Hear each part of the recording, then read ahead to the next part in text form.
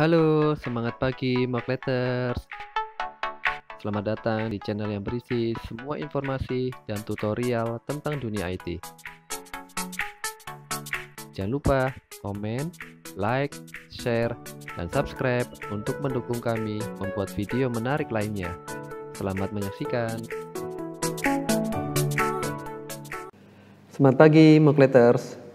Di bagian kedua mengenai materi cybersecurity fundamental, kita akan mempelajari 6 topik, yaitu user authentication atau autentikasi user. Yang kedua permissions atau perizinan. Yang ketiga password policies atau kebijakan penggunaan password.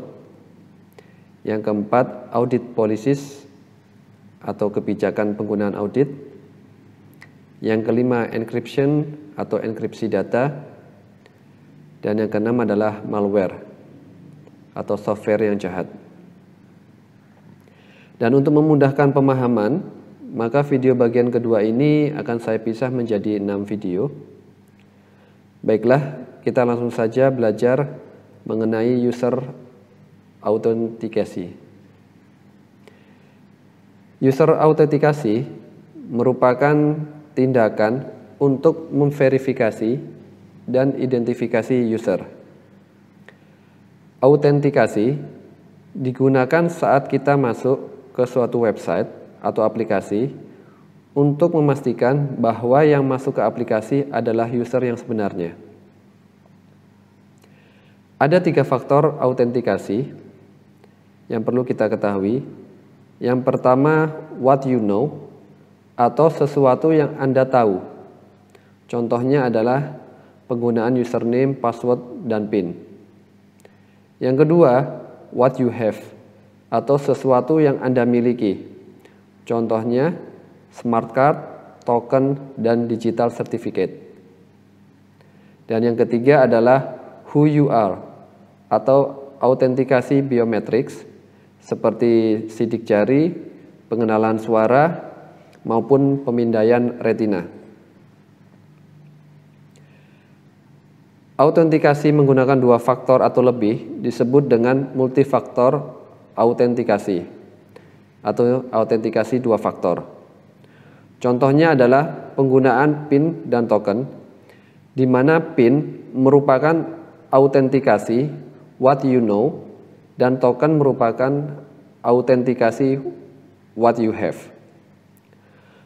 Penggunaan username dan password tidak termasuk multifaktor autentikasi karena hanya menggunakan faktor what you know.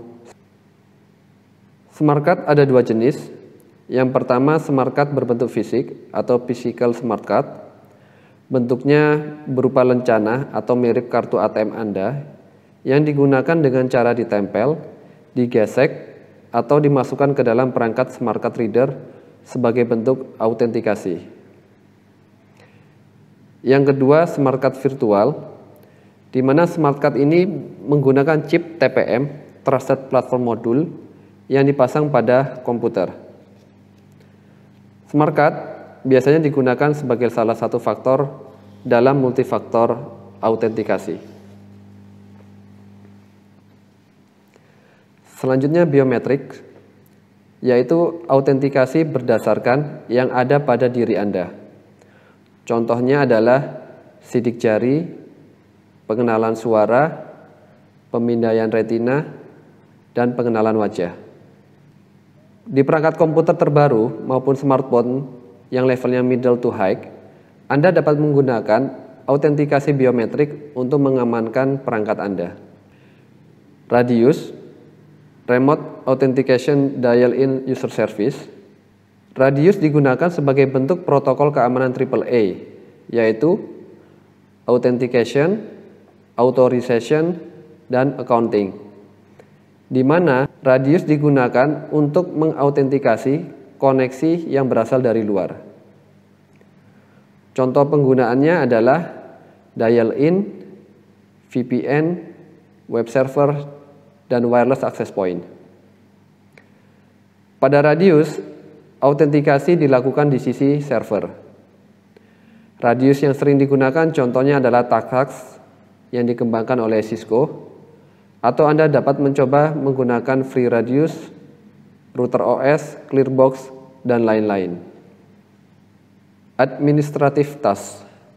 Konsepnya adalah aplikasi yang dapat merubah konfigurasi sistem, maka membutuhkan autentikasi hak akses lebih tinggi, di mana hak akses ini hanya diberikan kepada administrator. Kita cek perbedaan masuk ke command prompt sebagai user dan administrator.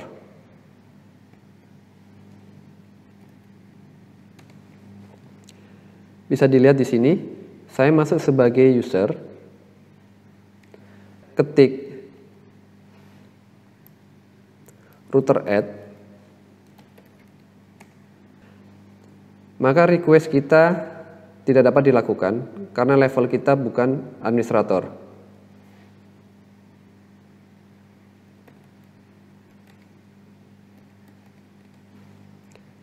Sekarang kita coba masuk ke command prompt menggunakan administrator.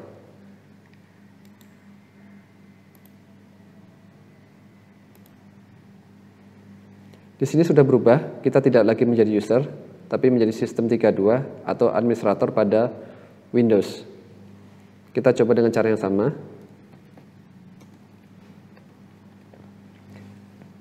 Maka kita dapat melakukan perubahan-perubahan pada sistem menggunakan hak akses yang lebih tinggi, dalam hal ini adalah administrator.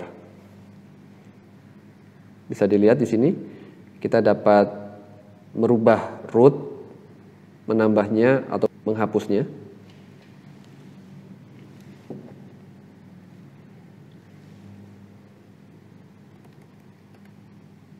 Baik, sekian untuk topik user autentikasi pada materi kedua dari Cyber Security Fundamental.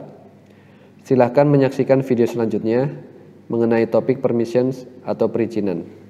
Terima kasih.